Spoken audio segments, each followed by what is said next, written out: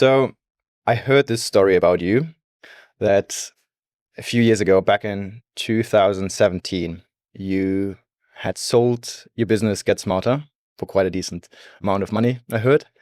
You rang the Nasdaq bell in London, and 4 days later, you found yourself doing a fucking IronMan in Brazil. And that whole story was backed up with the quote, "I had an addiction to suffering. I used to think if I wasn't carrying the heaviest burden, I wouldn't be valuable." So my question would be, what was going on inside of you? Why did you think like that? Why did you act like that?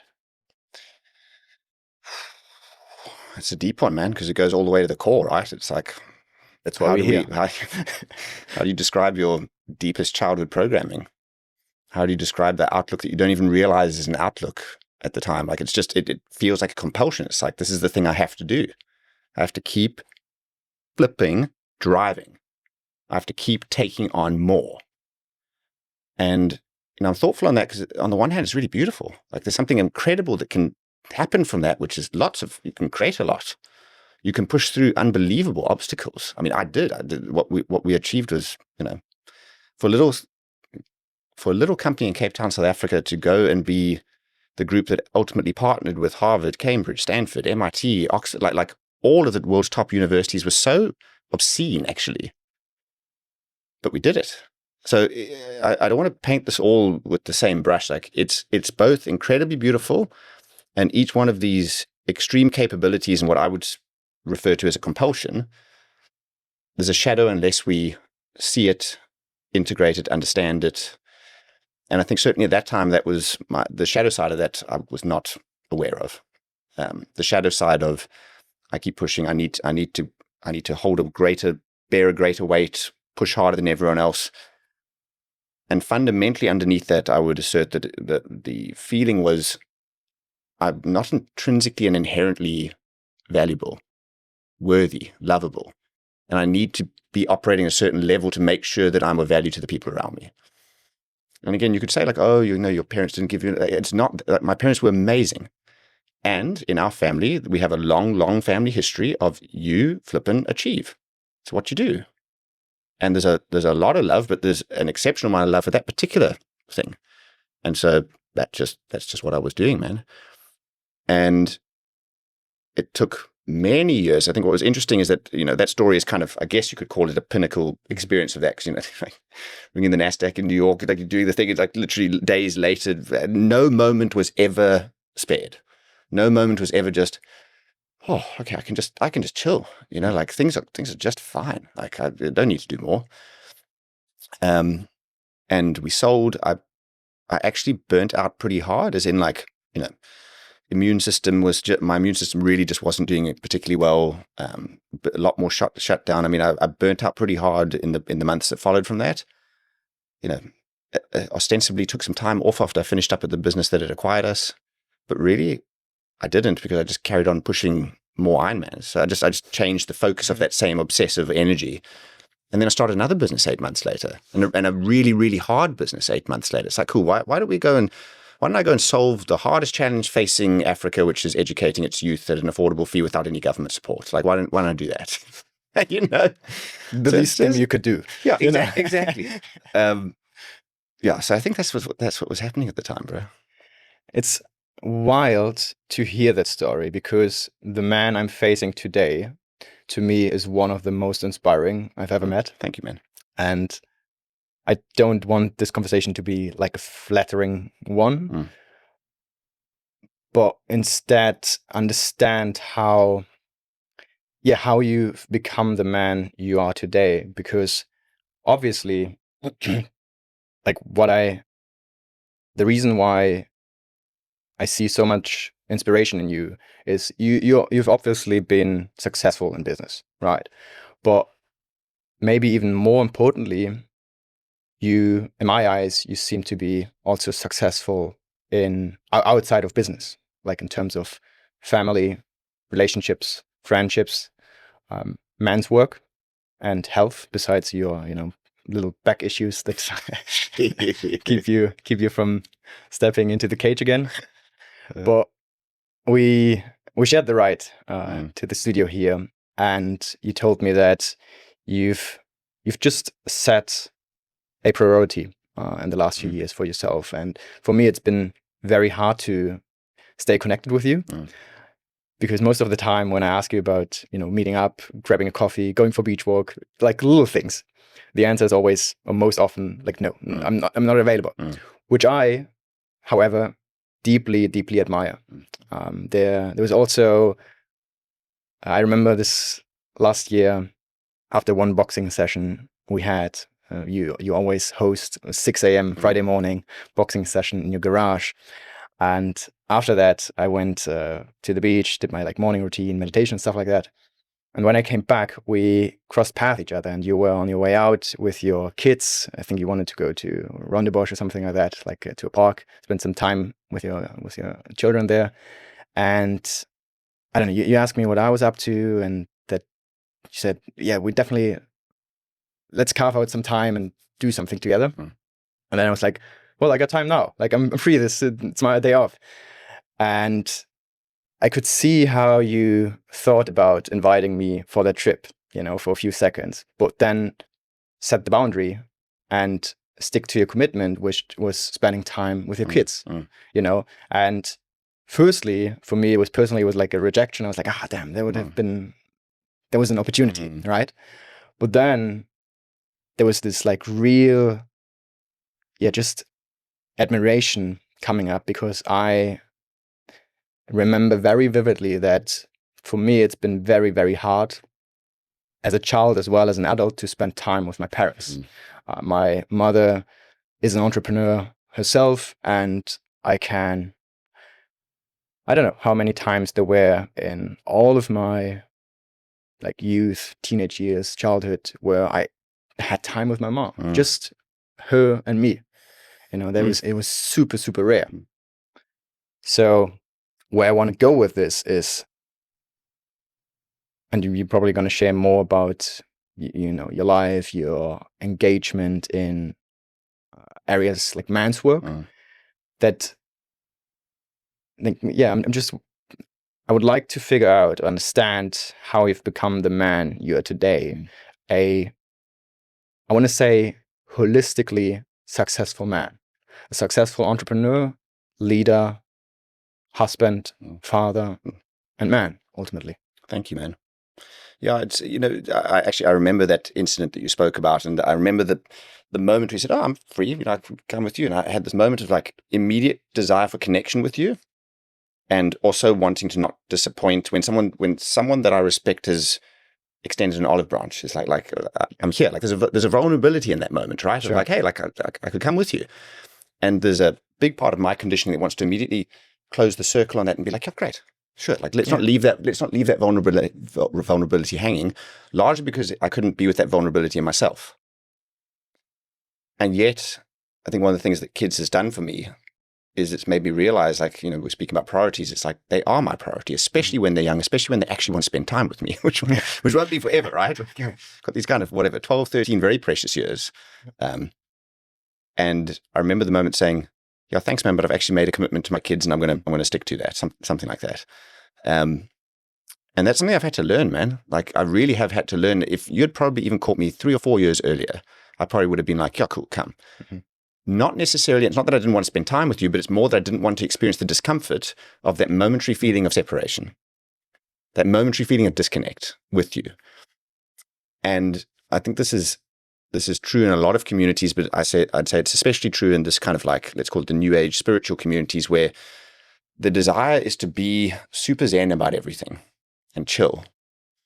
And what I observe a lot is bending in the moment, and then feeling like it's incumbent upon myself, to then transcend this feeling of discomfort and so on. Even if a little bit of resentment, it's oh no, there shouldn't be resentment, there should only be love.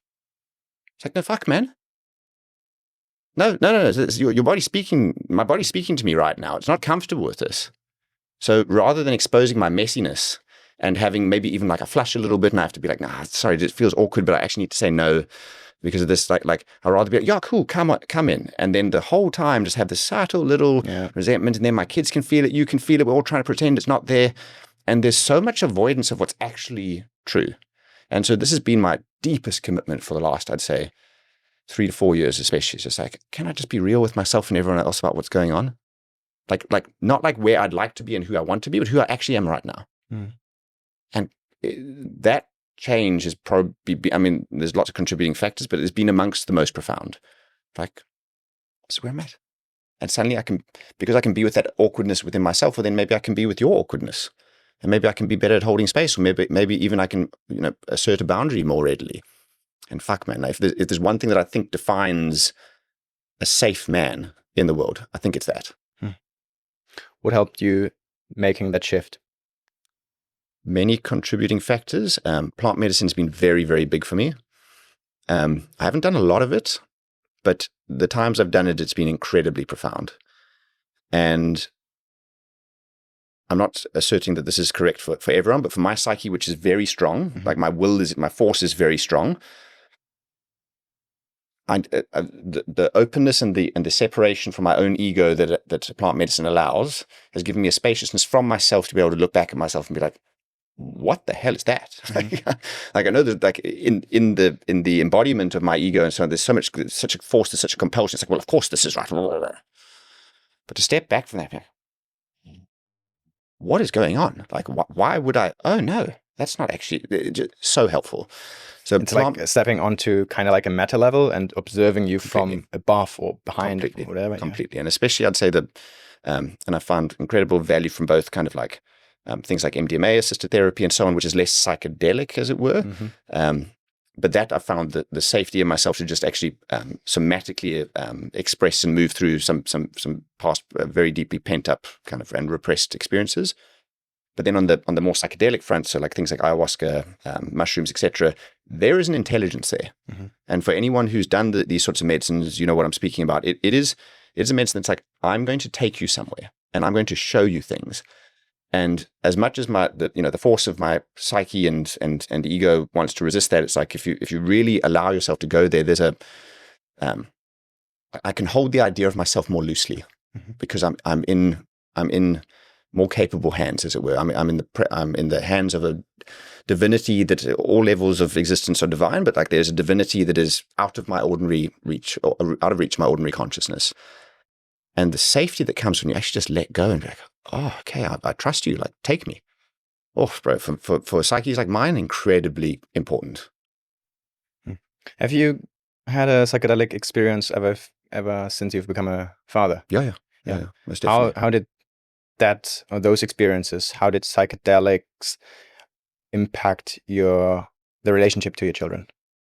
Sure. I mean, it like one of my first psychedelic experiences was actually, and I've certainly never spoken about this publicly, but I did a hero's journey mushroom dose. Well, this is the YND podcast. Yeah. There we go. All the way. So I did it in the October of what would have been 2019. And my wife and I have been trying for kids for ages. I mean, we'd really been, we were on sorts of fertility treatments, and like it was the anticipation every month of, is it going to happen? Isn't? I mean, this was just up and down. It's very hectic for anyone who's gone through that experience. It's actually incredibly challenging. And I had thought for various reasons that it's more likely on Ash's side, my wife's side, and that the challenges were there. And I had this, it wasn't my first, it was my second mushroom experience ever. And this is in the October of 2019. I met my son. He told me his name. He told me his deep desire to come into the world. And he was also clear that he wasn't going to come in until I had transcended certain behavior patterns with my father that he didn't want repeated in our relationship. And he literally told me the date he was going to come in, 3rd of September, the next year.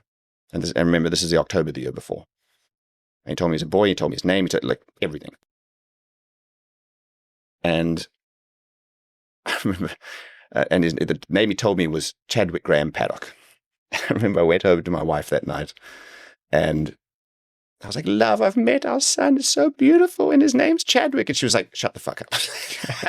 I'm not calling just because you've had your drugs and like, you're going to like, we're not calling our son Chadwick for nothing. You know, I'm like, but he's told me and it's so beautiful and whatever. So we didn't end up calling him Chadwick. We ended up calling him Grey Khan Paddock. But guess what? Like early the next year, we found out that she was pregnant. And then a couple of weeks later, we found out it was a boy. And the due date was the 10th of September. I was like, well, that's kind of close. Born on the 3rd of September. And I purposely told a few friends about this straight afterwards because I was like, this is so crazy. Like, it breaks every model I have of the world and how things work and so on. But like, so I told a few friends very specifically that this, and this is again before we found out that Ash was pregnant. And what was so amazing actually is that, like, especially I've got one friend in mind particularly, he was like, after that, he was like, man, I don't know what the hell, but like, I'm going to go do a mushroom journey. And like, it completely changed his life. So no, I mean, to answer your question, that the relationship I have with psychedelics as it relates to my kids, it starts there. Mm-hmm. And it certainly has impacted the way I think about myself as a father. It certainly impacted the way I think about myself as a human, as in like the dimensionality between the spiritual dimensions and the very incarnate layers, and the fact that they are like I've experienced them, and I've experienced 2 of their souls in journey space before they've come in. And like, how does that not profoundly change the way that you impact with this little being when they're standing in front of you? It does. It totally changes it. So yeah, I mean, the beauty and the sanctity of that, it strikes me as such a pity that we don't have more of that in our culture. And again, I think that these things ideally are held in strong traditions and lineages that can understand both the benefits and the challenges, because there are challenges, and these can be abused, and it's not a silver bullet. I mean, we could have that conversation, but I think it's just it's been a stunning extension of my fatherhood, man. Yeah, that's fucking wild. Thank you. Crazy. I didn't know that story. It's unreal. And very touching. I got goosebumps. And how do you see the world the same way after that? You know, it's like, it's insane. Like, there's no current paradigm that explains it, and yet there it was. And like, I love the fact that there's this big mystery around me that I'll never fully understand. That anyone that tells me that they fully understand the world, like, no, you don't. No, that's just a clinging for safety. There's no outer limit to the level of understanding that we will ever get. Oh no, 100%. Yeah, no. That's wild. Yeah, if I think about how psychedelics impacted my relationship to my parents, I wouldn't know where to start. But what just came to my mind is that, well, I think in one of my very first psychedelic experiences, I got into this whole game, I'd say relatively early in my early 20s. And I don't know if I've told, I pretty much, most likely I've told you. I've grown up without my dad most of my life. My mother had quite some narcissistic tendencies, and she cut out my dad from the age of 4, more or less.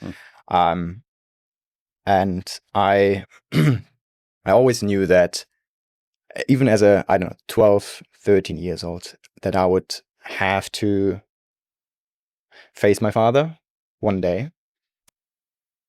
And I think, if I remember correctly, I think it was maybe my 2nd or 3rd LSD journey where, well, to be fair, I dove into the whole sphere quite naively, and I wouldn't recommend doing it the way I did. But I guess I was quite lucky. Or it was meant to be the way it was.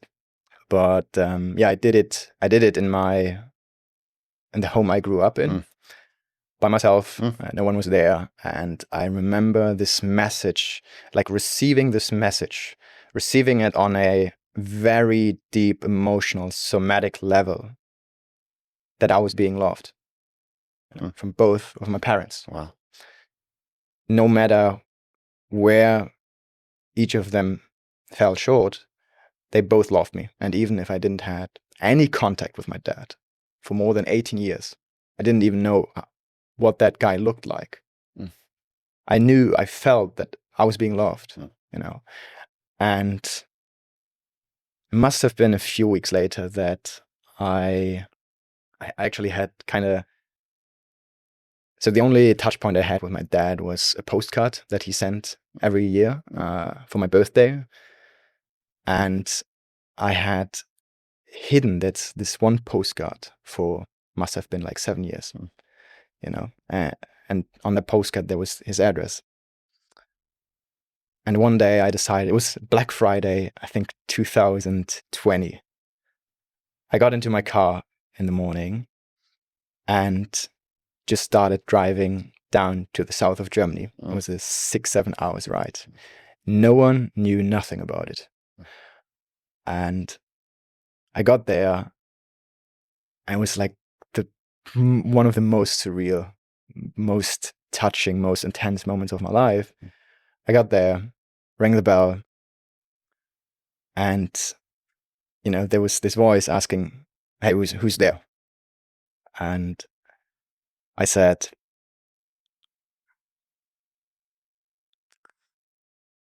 "Yannick Noor Bernard, your son. I want to talk to my dad." And I don't know where this is coming from, but I actually met another man last week on a man circle, Swiss guy who was kind of going through a similar experience, or who is going through a similar experience, who also didn't have any contact with his kids for more than 10 years, and obviously struggling, suffering immensely from that. And I don't know if there's a father out there hearing this, maybe this can help, even if it's only a little bit. That your child. I think if you're truly loving your child, they will know it. May it be on the most meta, most spiritual level whatsoever. But that's what psychedelics taught me. Right? How was it seeing your dad?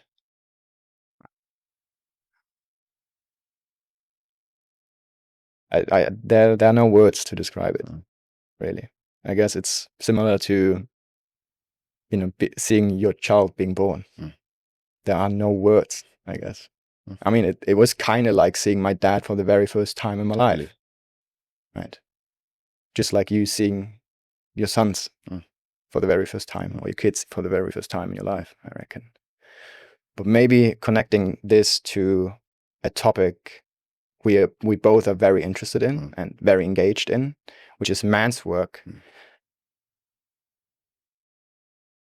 My girlfriend, actually, she shared a podcast with me this morning because she knew that I was about to record this podcast with you, and that we would most likely talk about man's work, masculinity, and all this stuff. And she shared a podcast with me from Chris Williamson, Modern Wisdom, a podcaster we both admire. And he had a guy on the show whose name I don't remember, but they were talking about manosphere. Have you heard of that? She only showed it to me. She showed a trailer to me a few days ago, and there was this guy, saying that he's having a, what did he say? One-sided monogamous relationship, and it's supposedly it's showing off like, quote unquote, the stereotypically toxic man. So what? So he can sleep with whoever he wants, but she can't. Kind of, yeah. She's like, okay. And the more I started writing about man's work, masculinity online recently, and I've been getting very, very controversial feedback to that. So there's this one side which I think the two of us fall into, as well as, for example, our local man's group here in Cape Town, which is called Brothers Rising. And then there's the other side, which sees a huge danger in those groups. And I'm obviously being part of a man's group and experiencing what's going on there, at least in ours, or at least in those I've attended. There's nothing in there which, seems dangerous to me.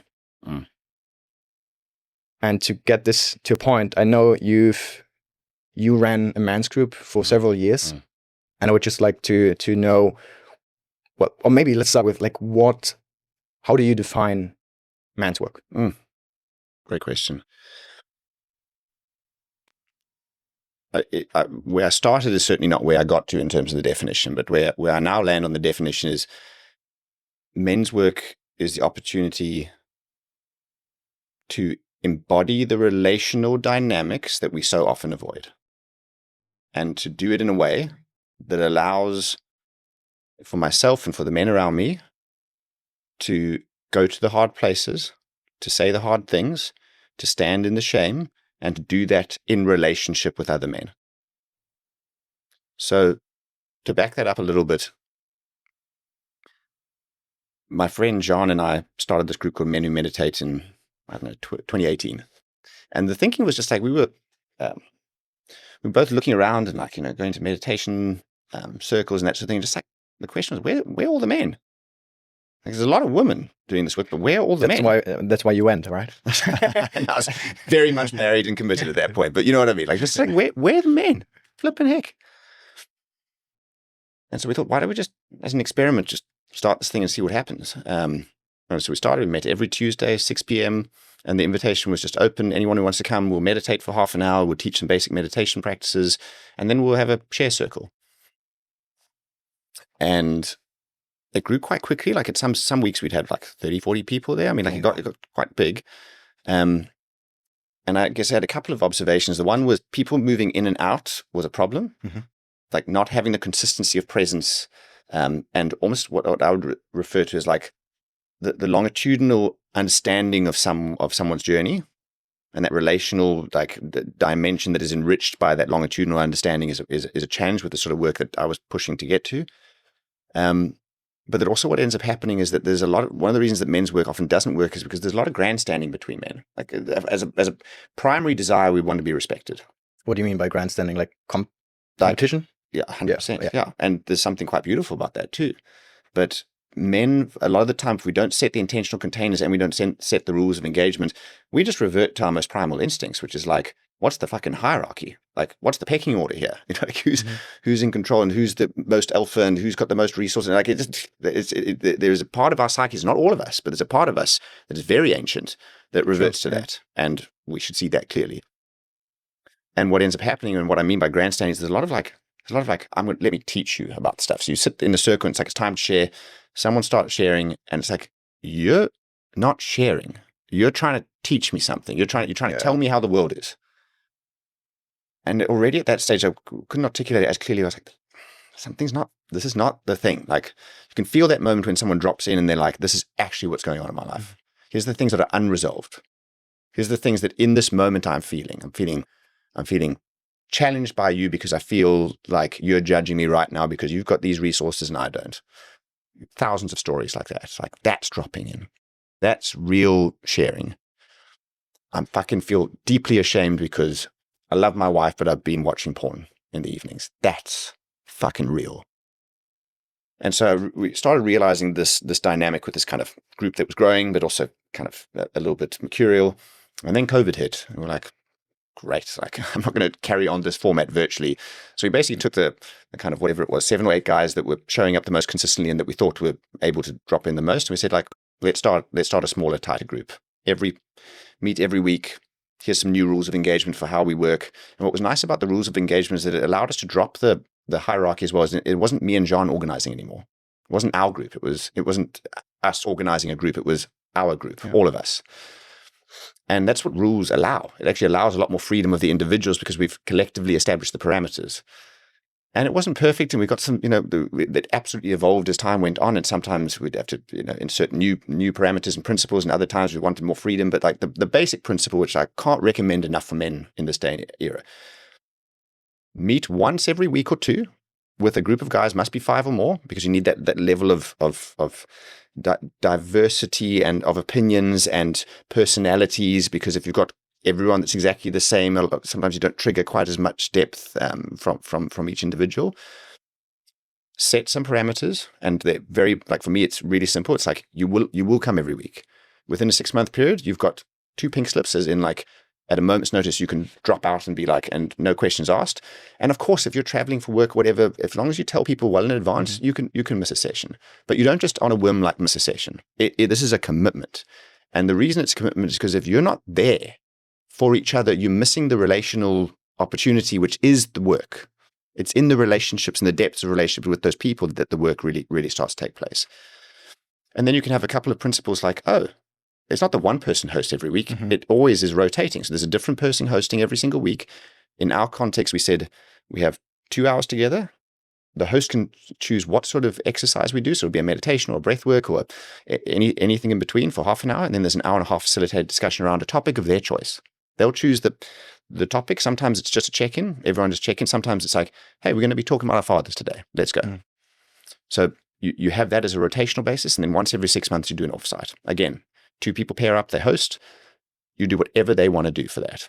In our case, occasionally it was plant medicine, occasionally it was walking in the mountain for days, occasionally it was meditate, like long meditation retreat, like lots of different variations depending on what that person wants. But Yannick, oh my gosh, what happened over time, because we ran that thing for, we only closed the circle last year. The depth that you get to after many years, and what I would say what ends up happening is that the real work is in the work between each other. It's the challenges that we have with each other. It's the moment where you say, you've been talking about this thing for 2 years, motherfucker. Enough. There's no more processing needed. There's no more. You need to step up and do this thing, and I don't want to hear about it anymore. Like, I'm sick of you. Yeah. And the level of that sort of confrontation can be incredibly, incredibly jarring. Yeah. And yet sometimes it's what's needed to actually spur action, because these people have constantly identified as I'm just using one example, but like in that case, you've identified as a victim. So you keep on finding victimhood and you keep on putting yourself smaller and getting the help from people around you and keep on perpetuating the pattern. And someone says, I'm not willing to play this game with you anymore. You're better than this. Step up. And you're going to see them the next week and the next week and the next week. So that accountability is just incredibly powerful. But that's one example which would be more stereotypically masculine, as in like, I've fucking had it. There's countless more examples that are like, man, like you get to break down fully and be a bloody mess on the floor, and I'm here for you. Like, you do not need to be better than this in this moment. Like, we are all around you, loving you, protecting you. And that's actually what you need right now. Even though you might feel a sense of mistrust because you perceive some men to be more powerful than, even though we're still here. And what that does to someone's entire system as it relates to their trust in the world, their trust in relationships, their trust in men, is like they go back into the world and they show up better for their partners. Sometimes, I remember one of our weekends away, I screamed for 45 minutes with 6 men holding me. And it was the depths of rage I did not know existed in my system. And I needed those strong men around me to access that place. And this gets very primal, hey? Like, this isn't just like, oh, let's figure this stuff out intellectually. This is like all the way to the core of us as mammals. I can tell you I arrived home a better husband from that. So we'll talk about manosphere, and that's the men's work is not manosphere. I guess it could be. But the men's work that I've been exposed to, you speak about Brothers Rising, I think about Sacred Sons, I think about groups like the Mankind Project. This is about the embodiment of our innate capabilities and the seeing and the integration of our shadows. Because we're fundamentally safer when the fullness of our being, not just the nice parts, when we are in touch with the fullness of our being, and we can see it clearly, we can share it clearly, we can hold ourselves accountable and bring in support for the parts that we don't yet have fully integrated or under control. There's so much safety in that, man. 100%. 100%. I mean, that's how we met originally, right? Totally. Like a year ago when we both attended that Sacred Sons immersion here in Cape Town. And there were many, many very profound and transformative moments. But similar to what you just shared, for me, obviously, the most intense moment was, I came into this weekend with still a lot of shame and anger and pain in regards to an abortion I had with my girlfriend like 2 years prior. And I've done tons of quote unquote work on that. I don't know how many hours I spent talking with my girlfriend, with therapists, doing all kinds of, body work, be it breath work or whatever other work. And yet one of the most powerful releases, where I think it was on day 2 when Peter, like, out of nowhere, proposed to do kind of like a ritual. I remember it. And he gave me a pillow representing our unborn baby. And you guys gathered around me, gave me all the time I needed. And I think I never cried that much in my life, you know, in the most quote unquote masculine space with only men around me, where, you know, most people would say, or people who criticize man circles or man's work, I think many of them think that it's like a unemotional space, or where emotions are not allowed. But it's, if done correctly, if facilitated correctly, it can be the most emotional space for man ever. Totally. Right. Couldn't agree more. And it was a life-changing experience. Just that, being held by a bunch of men, just being there, being present, giving me all the time I needed, you know, to feel everything, which I'm still, like, today, 1 year later, immensely grateful for. And then, Rob, what I still try to understand, I had this chat with a German journalist when I was back in Germany last summer, and we were talking about, you know, man circles, and he obviously coming from a completely different background. He was actually investigating a kind of right-wing gathering, which we struggle with in Germany, just like in so many other, especially European countries at the moment.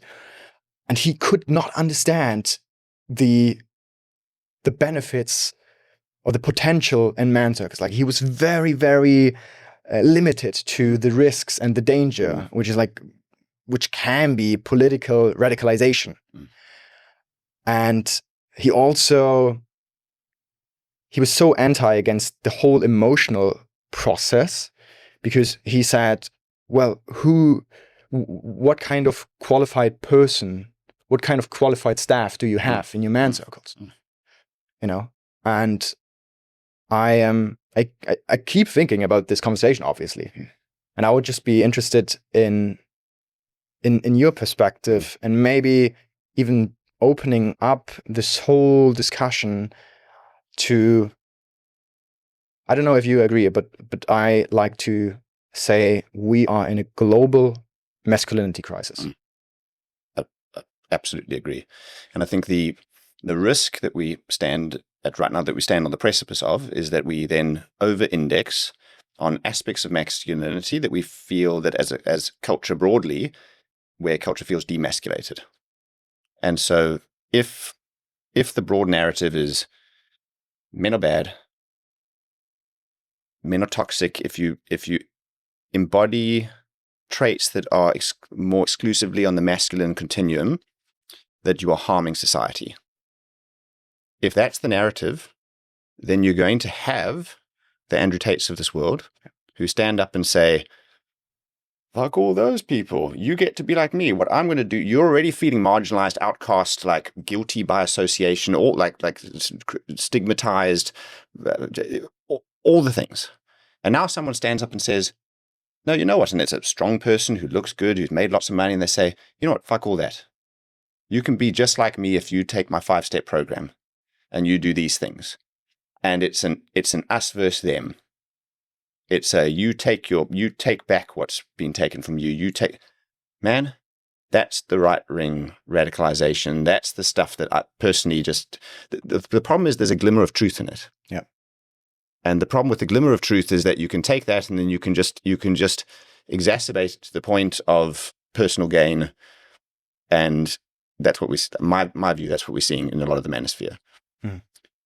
The alternative opportunity is to embrace the space between And the nuance is something that the social media doesn't particularly respond well to. The algorithms don't do well with nuance and subtlety and like, hey, like, it's not that all aspects of masculinity are bad. In fact, not at all. But aspects of masculinity, when expressed to the nth degree without appropriate like that's bad. So let's take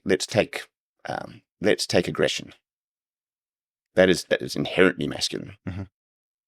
And if you take aggression all the way to the extreme and you use it to dominate and suppress people beneath you, etc., we've seen that doesn't create harmony in our society. There's times for it, but that as a default, it just doesn't work. But guess what's also on that continuum of aggression is boundaries. Like, hey man, we're not going to spend time together today because I'm going to spend time with my kids. That's aggression. That's a form of aggression. Yeah. It's just much further back in the continuum. Yeah, very subtle one. Very subtle one. But if you discount all of aggression, like guess what? Someone comes up to your family and wants to engage inappropriately with your kids, and you're not intervening. Yeah. Are you joking? Like, are you joking? So for me, this is the problem of how we've thought about a lot of this. Is like anything at its extremes creates imbalance. Nature doesn't do well with imbalance. Like it's a constantly dynamically balance-finding machine. I don't want to call it a machine. Beautiful living organism that is constantly searching for balance. And when we operate at the extremes, and that's both on the feminism and on the masculinity side, like we're going to have problems. Mm-hmm.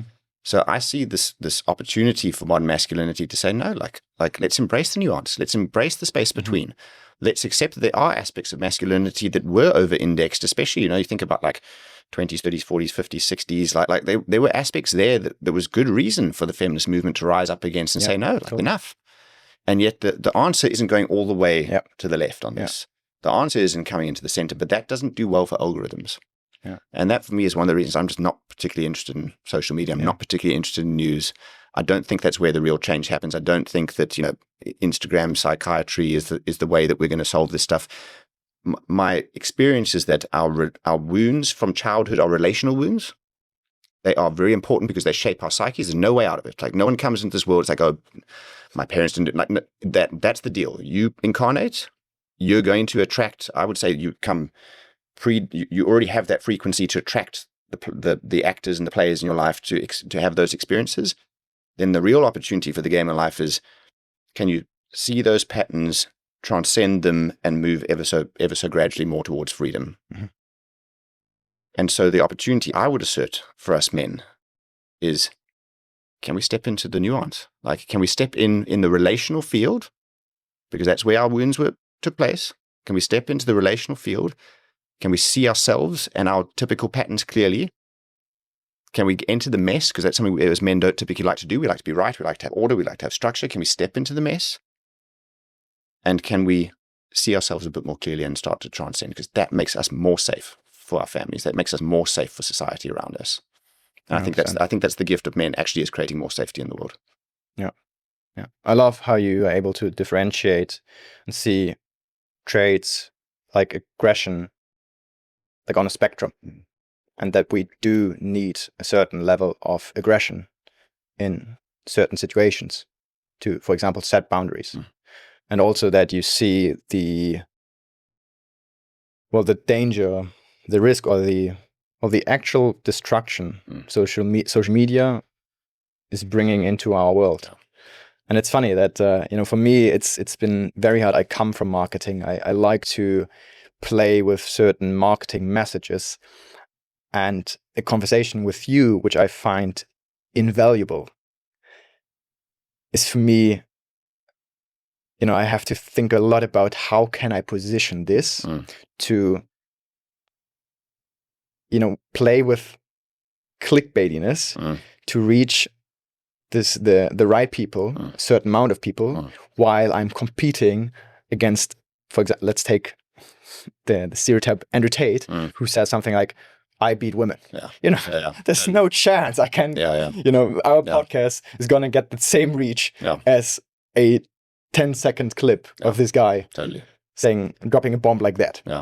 But what I'm really, really interested in, and what I've been contemplating a lot about recently, is the question whether we can reach mastery or greatness, whatever you want to call it, without going into extremes.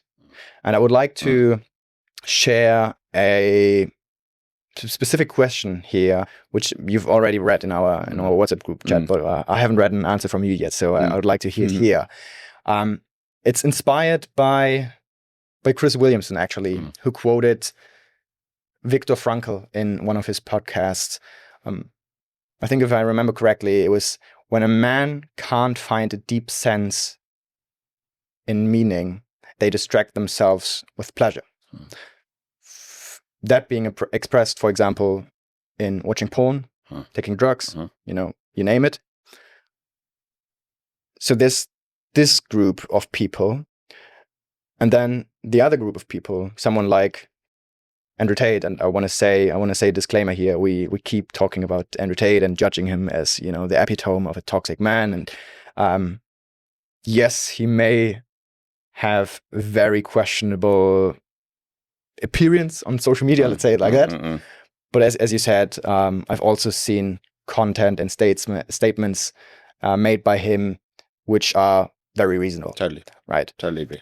And he's also talking about, for example, creating safety, stepping into your masculine power to create safety for the people around you.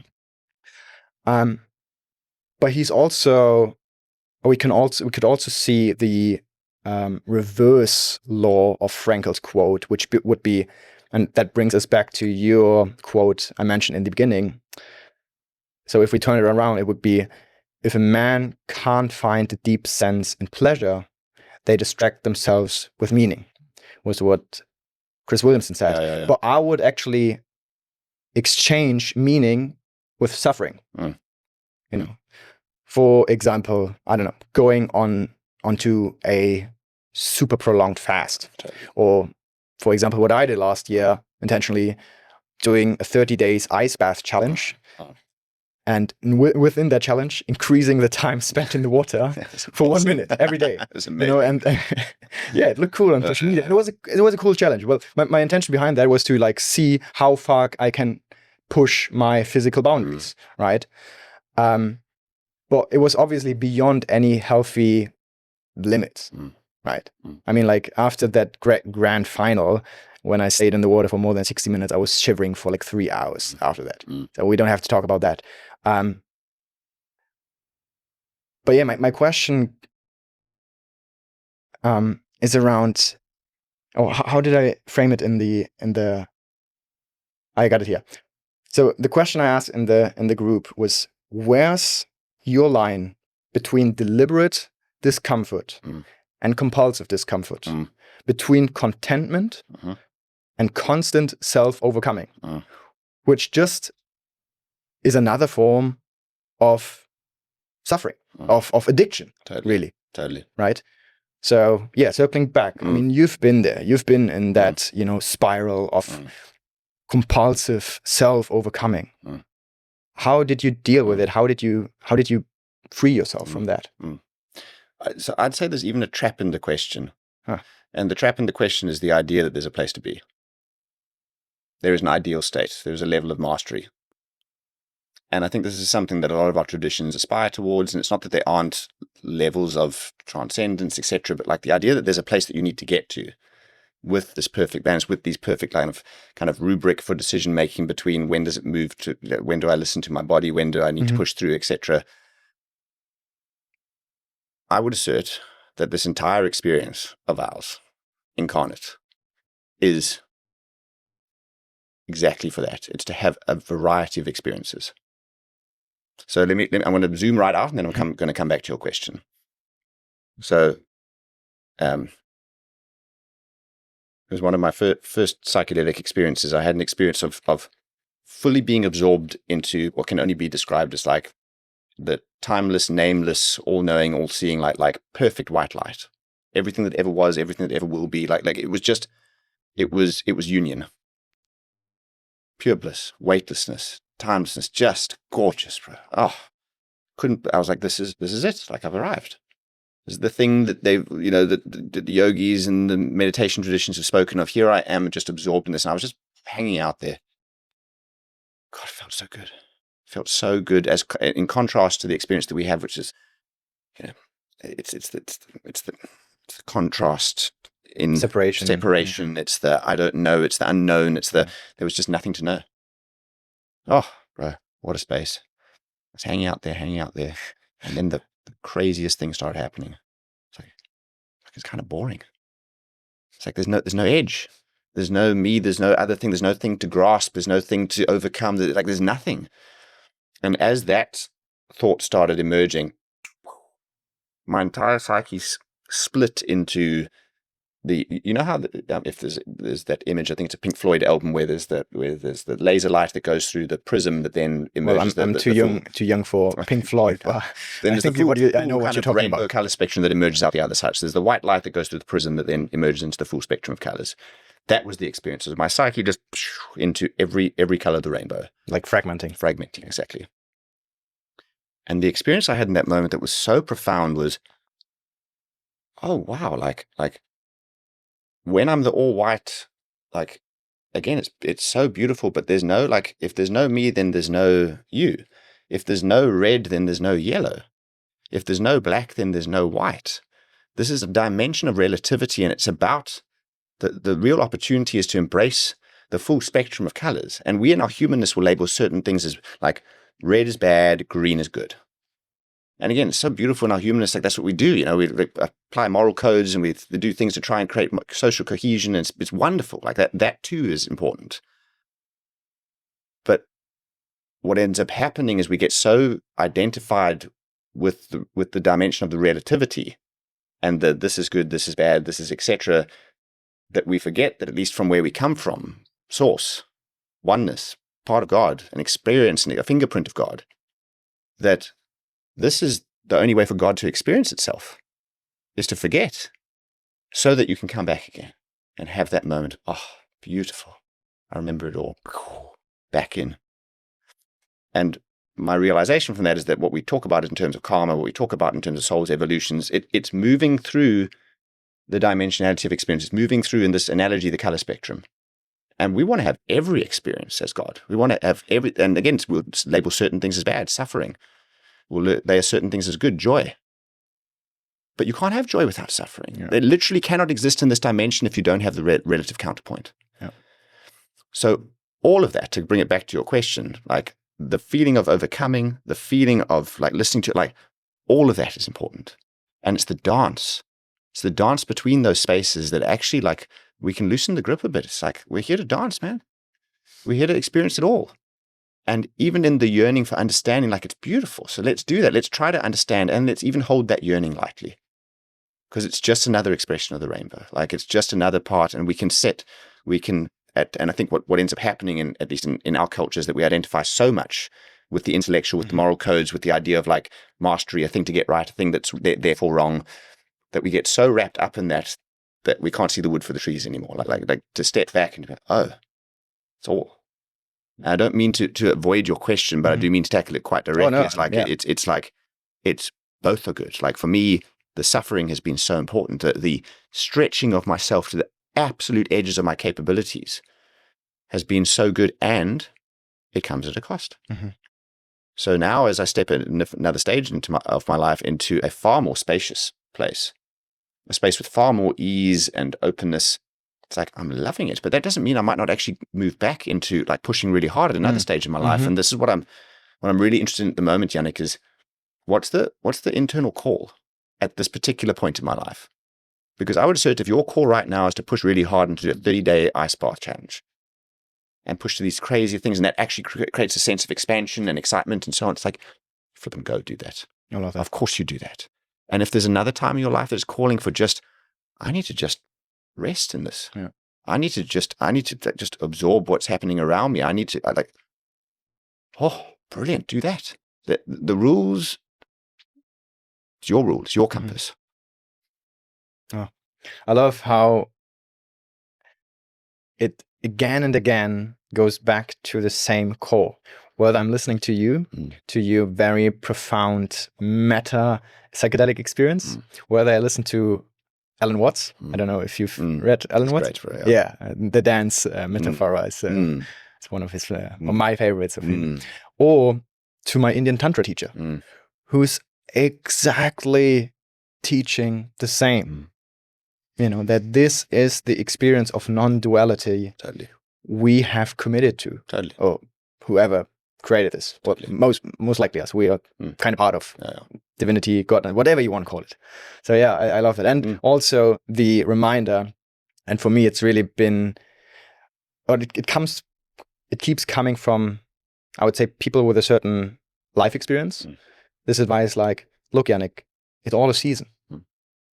Life is a cycle. And it's been really, it's good to hear that, because I've just been pushing through a very intense time the last few weeks, or like ever since I really committed to going all in with this, with my personal brand, with the podcast. I just had a 7-day week before this. And yes, I don't, you know, there are people out there who go far beyond this, but like I come from building my solopreneurship for the last 3 years. And ever since my burnout back in 2022, 2023, I had committed myself to build my new business and never work more than 20 hours a week. You know, Parkinson's law, we talked about that in the car. Like, you always need that amount of time for a task that, you know, you give yourself. And so that was kind of like me tricking myself into kind of like the role of having children, right?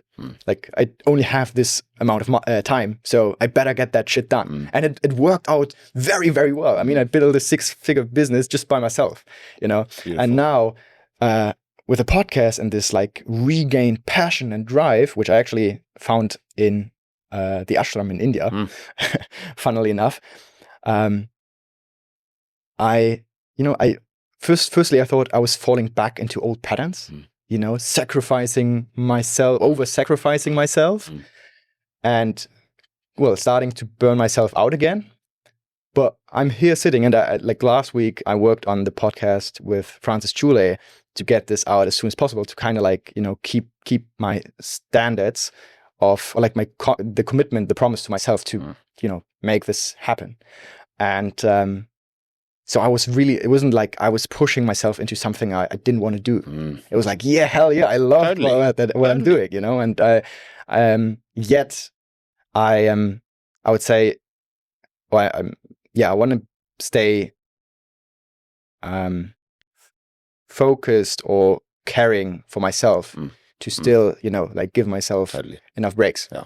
You know, it's one of my issues with generic advice is that, and this is, you know, especially Instagram culture is guilty of this. It's like, this has been my experience, or this has been my experience for one client, and therefore this is now the guidance for everyone. There's some people who need to work much fucking harder. Yeah. They're not working hard enough. They are far too identified with either their victimhood or their aversion to unpleasant experiences. So it's just lots of avoidance and lots of smallness, and like they actually get. So there's some people who need to step up and work way harder. There's other people who are so wired, like their childhood conditioning got them so wired already for just perform, work harder. Their opportunity is to come into more balance by chilling out and seeing another perspective and seeing what arises when they don't work as hard. So if you're not working as hard, suddenly there's this existential angst at what am I worth? Yeah. That's the opportunity for them. And there's every flavor in between.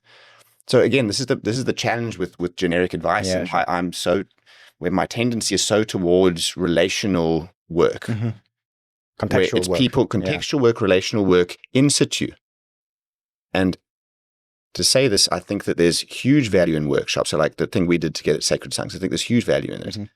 There's even more value if you're doing that sort of work with your partner, with your loved one, with your family, with your deep friends who are there week in, week out. Guess what? There's even more value if you do that with your family of origin, because that's where most of the shit is. And that exploration, it can't be done theoretically. So you can do the exploration theoretically. You can come up with what David Sutcliffe calls the kind of math of your problems. And that, you know, therapy is particularly guilty of this. It's like you sit there talking forever, and now you've understood all the things, but nothing changes. Not unhelpful to understand the maths, but you don't change it unless in embodied relationships you start to actually implement it and see what arises and see the messiness that emerges. Like, it's scary stuff, man. It's really scary stuff. And so we'd much rather not do that. We'd much rather come up with models, watch some things, read some books, just take the parts that help us reassure ourselves that we're right and the other people are wrong, and that we were victims and that they were perpetrators, and then carry on with our lives. But guess what? Again, nothing changes. You're no happier because you haven't actually embodied and transcended these relationship dynamics. You haven't sat in the fire of a relational dynamic and moved the needle so that you show up differently. So as an example, if I've been a people pleaser for a long time, which I was, because I can just be a social butterfly, I can just maneuver and I can just make sure that you like me and that we stay in connection, because connection above all else, because it's not safe if I'm severed from you. And the positive side of that, I'm an exceptional salesperson. I can, people like me, whatever. There's a huge shadow though, because where's Rob? Like, where am I in all of that? Like, where's the actual, oh, I actually have opinions and I have standards and I have things where you've offended. And the movement into that space where I'm actually embodying those traits of boundaries. And thank you for your reflection earlier, because that for me has been like work I've done, man. But I can't do that in the therapist chair. Like, I have to step in. And this is why I'm such a fan of marriage, man. Like, I can't speak about it enough. It's like, when you commit to someone for life, in sickness and in health, and I don't care if you're homosexual, heterosexual, anything in between, when you commit to someone for the rest of your life, and you say, we are going to be there for each other, and here's the sacred container, and here's the safety of that containment, that we can go to all of our messy places together, and that we will still be there on the other side. Oh my God, Yannick, like my wife has changed me more than anyone else possible. It's like, you think, oh, people always like complaining about their partners and stuff. It's like, no, man, like, that's your opportunity. That's your greatest edge, is to step over the line. Like, be in it, like, arrive, show up. Don't think you're better than them. Don't escape to porn, to theory, to books, to anything else. Step into the fire. Damn, dude. That's where the real change happens. That's where the embodied change, the sustainable change. That's where your nervous system gets attuned to a new way of being that says, oh, I can assert a boundary, and it's not that the world falls apart. There's a temporary moment of disconnect which my nervous system can now actually tolerate. And guess what? Now I'm actually able to go to the beach with my kids, which I promised them alone. And like, those moments matter, man. Like, they really, really matter. But it's so hard for us to do this work without that containment of friendship, partnership, etc. So flip it. If anyone is vaguely listening, and one thing you take away from this, like, get married. Get married. It is more profoundly transformative than anything else in your life. No workshops will ever compare to that. The ultimate shadow work. Totally. Yeah. Totally. Rob, I would like to try an experiment, because we've been touching on unity, on separation, on parenthood, all that stuff. I've written an essay recently, and that has sparked quite a few controversial reactions, and I would love to hear your opinion on that. One, or like, for various reasons, but I would love to hear it right now, right here, even if it's not acutely relevant for you yet. I would actually love to hear your wife's opinion about that too. It's about mother-son relationship, and I shared something about my relationship. So the essay is obviously very much influenced by my story, which is that I cut the contact with my mom 3 years ago, and it's been a hell of a ride emotionally to, well, live life without the woman that has brought me into this world. But I also knew that the same way that I knew that I will have to face my father one day again, was that I'm going to bring back or invite my mother back into my life. And that very decision was actually made during my Tantra teacher training in India. Awesome. So I'm back in touch with her. We're going to do kind of like a reunion thing, a road trip together through the US in the summer, which I'm already very excited about. But it's been, the emotional turmoil, I would say, at the moment is actually more intense than it's been in the time of separation. But I obviously spent a lot of time around that very topic. And I wrote this essay inspired by the myth of Tiamat. Have you heard of that story? No. So Tiamat, it's an ancient myth about the how we arose and how we developed from this very unity, and the whole, how we separated from that and became individuals. I'm not going to read the whole essay, but just the quintessence. So very excited for your perspective on that. Here we go. In the beginning of time, there was only water, no sky, no land, no boundaries, only an endless, formless whole, a primordial reality called Tiamat. Tiamat symbolized origin itself. She was existence before form, life before distinction. Everything that would later exist emerged from her, God's creation order, all born from her body, the source of everything. In this state, nothing was separate, nothing stood on its own. Everything belonged. But as the story unfolded, something started to shift. She created new beings within herself, children, we might say. At first, they belonged entirely. There was no sense of self apart from the whole that held them. Everything remained inside her. Everything was contained. Yet, over time, this unity could not remain unchanged. Her children began to differentiate. They no longer existed only within her, but as themselves. They began to draw boundaries, however faint, between what was theirs and what was not, just like Adam and Eve did upon gaining consciousness. Separation arose, harmony broke. What was once all-embracing became threatened. The mother who gave birth now resisted what was being born. Tiamat transformed. She turned into a dragon, a destroyer. She became devouring, brutal, terrible. Because absolute unity cannot tolerate separation.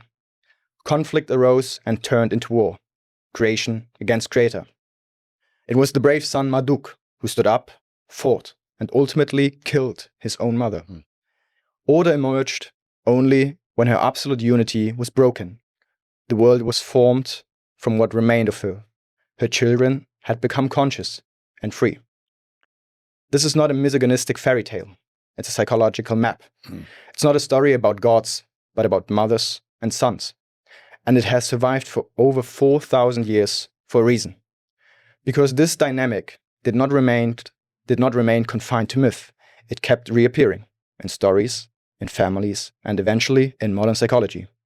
Carl Jung was among the first to recognize that figures like Tiamat were not characters, but recurring archetypes. Patterns that have been shaping human experience across cultures and generations. Erich Neumann, a student of Jung, deepened this insight in The Great Mother. He described the maternal archetype as fundamentally ambivalent. One phase nurtures, the other divorce. And in postmodern societies, Jordan Peterson observed this pattern becoming visible as never before. The terrible mother simply represents the shadow of motherhood. Care without limits, protection without autonomy, love without freedom. She's the witch in Hansel and Gretel. She feeds the children, tends them, keeps them close, until care turns into captivity and nourishment becomes a trap. What shelters can also restrict. What nurtures can also suppress growth. What gives life can also prevent it from unfolding. She's not dangerous because she hates her child. She's dangerous because she cannot let them leave. Bondage without chains. Love that binds where separation is refused. Her protection becomes control. Her safety turns into obsession. And her comfort suffocates growth. This is how many boys grow up loved, yet never fully become whole. Because a boy does not become a man by only being loved. He becomes a man only by leaving his home, a place where he can no longer grow. Becoming something of your own requires risking the loss of love, approval, and belonging. This is the hero's journey, the Odyssey, the alchemist, Siddhartha. They left their safe home as boys. Out in the world they struggle through obstacles, loneliness, failures. They are forced to grow, forced to become whole. And only then do they return to the same place, but no longer the same man. This is the part overprotective postmodernists, aka helicopter parents, struggle to realize. The mother-child bond is meant to be temporary. In fact, it is meant to be broken. It exists to give life, not to define it forever.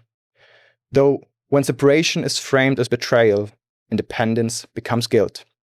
When autonomy threatens attachment, the boy learns to shrink himself in order to remain loved. Yes, he may grow older, he may comply, perform, function within society, but inwardly he remains tethered, and because his own authority, never fully formed, dependent on external approval from women.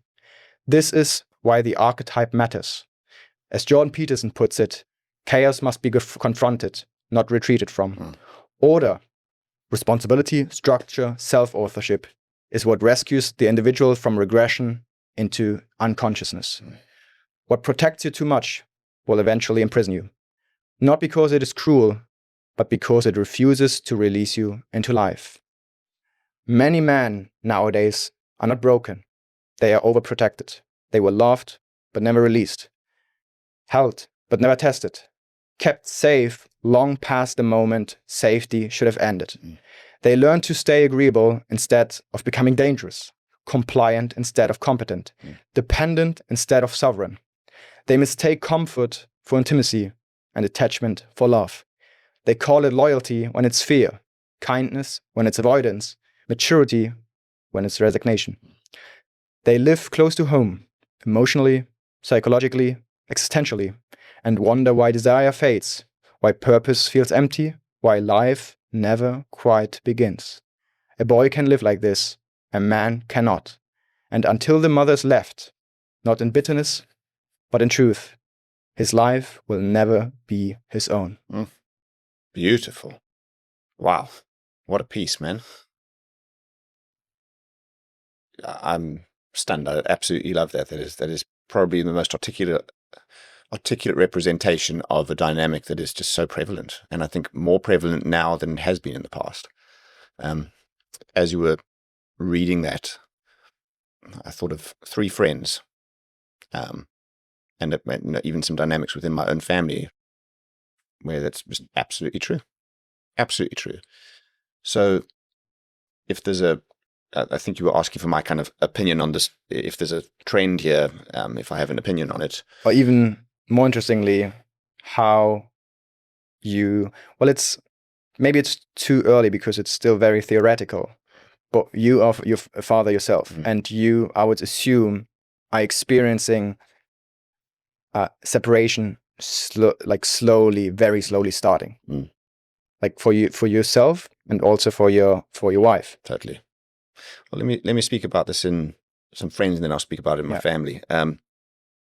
I've absolutely observed, and it's been particularly interesting to observe two dynamics. One where the father is either largely absent, as in like physically present, but emotionally absent, practically absent, etc. He's so wrapped up in work, etc. Or where the father has actually left. And in one circumstance, I'm thinking of where the father's passed away. That there's an unbearable situation that happens for the mother because they've already got all these instincts for protection and for nurturing and so on, and now they don't have the safety of the father's boundaries and protection. Yeah. So what ends up happening is that instinct gets amplified in response to the lack of presence of the masculine, and therefore they double down. And so everything is a threat. Everything out there is going to take you down. Yeah. So stay close. That's stay close, little Johnny. How I was raised. Yeah. And I won't repeat all the dynamics that unfold that you have so eloquently put in your written piece, but there's some absolutely predictable outcomes of that. And the only way that I've seen that changed is by exactly what you did. There's an actual breakup. Yeah. There's a moment in time where a man steps in. It's often because a new woman is in his life. Yeah. He finally starts to realize the dynamic where still going back to mom, but this woman's actually asking things of me, and she's starting to, my mom is whispering in my ear about the threats that, like, what the hell is going on? This is no more. And he stands up and he chooses to be with his wife or his partner as his primary point of attachment and no longer the mother. And I've never seen that be a simple transition. I've never seen that be a mature conversation that results in, we all see the dynamic and we carry on. There's a breakup, and there's like a I'm thinking of one friend in particular, there's a 3-year hiatus on relationship. And, check in on birthdays and whatever, but like there's no, like I will not play this game with you anymore. Mm-hmm. I'm choosing to step away from this dynamic. And when they come back together, they come back on new terms. And a very important role of the masculine in that part is to define the new parameters, to define the new boundaries of what's acceptable and what's not acceptable. So they grow out of the role of being a son completely and into the role of being a grown, established man. Completely. And one of the things that an established man does is he sets the parameters so that it's safe. Here's what's acceptable in this new dynamic. And there's going to be some murkiness in here and there, but like to the degree that I can consciously bring forth the things that I'm aware of, here's what's acceptable and here's what not. And again, what's so amazing about that, it creates more safety. And suddenly the mom can actually be present again, and there can be a level of relationship, but like the man is watching. Yeah. He's watching for when she might overstep and when she might try to claw him back and so on, because those tendencies run deep. And this isn't to demonize the feminine. It's such an important role. So to bring it back to my family dynamic now with very young kids, I've got a 5-year-old, a 3-year-old, and a 1-year-old, 2 boys and 1 girl. My wife's role is so important right now. These early stages, that feminine instinct for nurturing, that feminine instinct for levels of predictability and continuity, man, I can't, I defer to my wife all the time in these early days. There are moments where I feel like she's crossing a threshold and I'm like, no, like especially with our 5-year-old boy, like now's the time we push him a bit further out. Like, no. Can you give us 1 or 2 specific examples? Oh, I mean, I was on the beach on the weekend, and it was time to push him into the water. And like we're on the bodyboard and he's like protective and kind of running back to the group and so on. It's like, we're going and like you're taking an ice bath here. It sits in like he had his little wetsuit on and it's sweet and again it's this very delicate dance between what is his playful exuberance and what's actually his just avoidance of like something that is slightly intimidating, feels slightly unsafe. And so where does that start? That starts with me with him with a bit of resistance, where I'm on the bodyboard with him and he's on the board with me. And so I keep doing that with him. And so I'm not leaving him out there alone. Like there's a graduated step change here. But then after like whatever it was, 3 waves, like I went with him and then I let him go. And he actually wiped out and then got massive tears and then was back to the beach with mom. And like, on the one hand, you could think like, oh, was it too early? And maybe it was, maybe that was a bit too much. So I want to own that. Like maybe that was a little bit too much. And in the moment that happened, you must know how much he's talked about that since. And like, oh, I went bodyboarding. Yeah. So there's this both thrill and the fear, and like it's both. Yeah. And so I think that's the dance of the masculine and feminine. One's not better than the other. And I think this is one of the things that's happened even in marriages where there isn't just the mom alone, but where dad and mom is present, because of the demonization of the more masculine traits, like pushing your kid, like saying like, no, you can do more, you're capable of more, like push them out into the world. That we've become too orientated with the safety. We've become too orientated with the, like, I mean, one thing that absolutely kills me is the idea of safe spaces. Like, there's no such thing as a safe space. So you think about like on the US, that these campuses that have safe spaces. What the hell are you talking about a safe space, man? Like, there's no such, a safe space just means that no one's actually saying what they're feeling. So you can be guaranteed of no one actually having a real conversation with you. Yeah. Because God forbid I should say something that offends you. And I would say that's the perverse outermost expression of that feminine tendency towards protection. 100%. And again, anything at the extremes, same thing with the masculine, like problem. Yeah. How I would define a safe space is like when you have been able to navigate conflict and safely come out the other side, and you've done that again and again, and you can trust that that person is going to be able to walk that journey with you. That's safety. That's real safety. And again, that's a relational dynamic. It's trust in its essence. Completely. Right? It's trust that like we can do this thing. Like I can have uncomfortable feelings. I can say uncomfortable things, and like we will get through it. Yeah. Because you've got the capacity to hold me, and I've got the bravery to say what's actually true, not where I'd like to be and where I think I should be, and what Instagram told me to be, but what's actually true. And that we'll get to the other side, and we will still be in connection. Yeah. And this again, if we bring it back to the kind of masculine role, at least what I'm somewhat obsessed with at the moment is. With my kids is, and Jeepers, kids will trigger all of us in no uncertain terms. I heard that ayahuasca is kind of like kindergarten and compared to becoming a parent. I would agree with that. It's like these, You want to do all these plant medicines, fine. Get married, have kids. Do that. That's more transformative ultimate than trip. anything. But what's fascinating is seeing how, even with my daughter, who like at the moment is going through a bit of a phase of like, she will cry and she will milk it, like really milk it. And there's a moment that I'm like, I can't be with your patheticness, is the feeling. It's like this is too pathetic. And there's an aversion in me to that patheticness. It's like a fucking sit there and take it. And yet, like I can feel in myself how that's just my incapacity to be with that energy, to like hold her through that and not disconnect from her, like stay with her. And that doesn't mean that I have to tolerate all of that. That doesn't mean that I have to but it's like when I feel that patheticness and to be clear, like kids do this all the time, like she's using that as a mechanism to keep my attention. But what ends up happening is she uses that to actually in an attempt to keep my connection, and what she gets is rejection. Mm-hmm. And so what I end up saying is like badly is things like, that's enough, like stop with that, and then like walk away and do something. And in my humanness, like, you know, I've got some grace, but like the work I've been doing a lot more of with that sort of circumstance is like, my love, I'm right here. Like, you don't need to be having a hard time to have all my love. I love you. And it's amazing how quickly that starts to change that orientation, because kids they just want to connect. Mm-hmm. That's the only currency is connection. Your time, your attention, and they'll do anything to get it. Bad behavior, good behavior, anything. They will do it to get your attention. And so can I be with the patheticness that's in me in this moment and hold that while I hold you? Bro, that is nervous system transcendence like you can't believe. It's so beautiful. Like you can't do that stuff theoretically on the chair with the therapist. Like you can understand it, but like to actually embody it. Do you have, I don't know how to frame it, a North Star, like a values or mission statement, a kind of ideal you set for yourself as a father?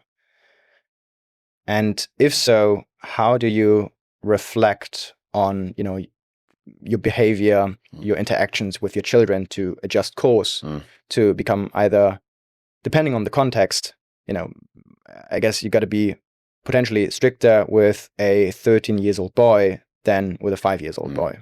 Do you have any kind of framing for that, for fatherhood? Yeah. And what I've tried to do is, because at least for most of my work history, I've had quite a strong tendency towards like, you frame everything. It's, you know, it's mission, vision, values, quarterly objectives, annual objectives, 5-year objectives, like so much of that. And I did a lot of it in my personal life and so on.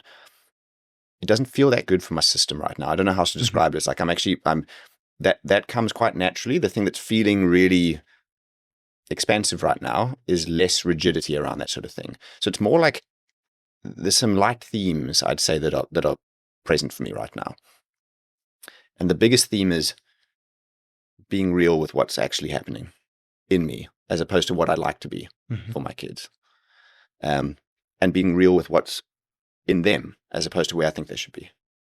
And using that as a constant barometer of like, it's the only words I have tattooed on my body is, can I be with this? Like, can I be with this? This exact experience that's happening, can I be with it? And that doesn't mean that I don't make a decision to move for it or against it or change it and whatever, but like the first check is, can I be present with this? Because if I can, now if I make a decision, I'm not making a decision from a place of aversion or craving.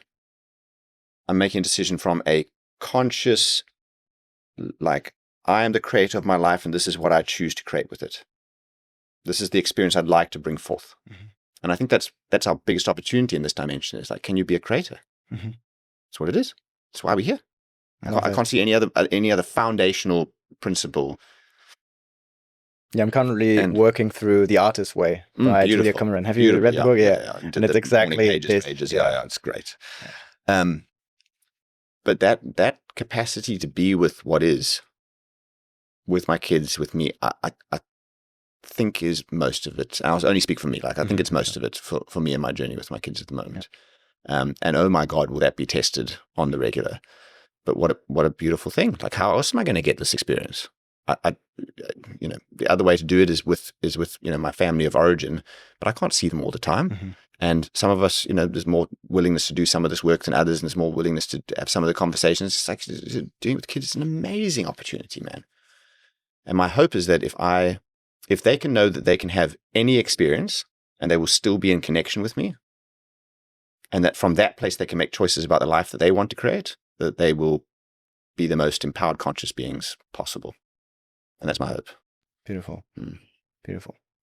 I keep checking the time just for the sake of respect, because you now bringing it full circle, because you said in the beginning you need to leave by 4:30 to be with your kids for dinner time, the evening. It's madness. Yeah, 5 till 7 is a power 2 hours, should we say? Yeah. I would like to close with 2 questions. One, since you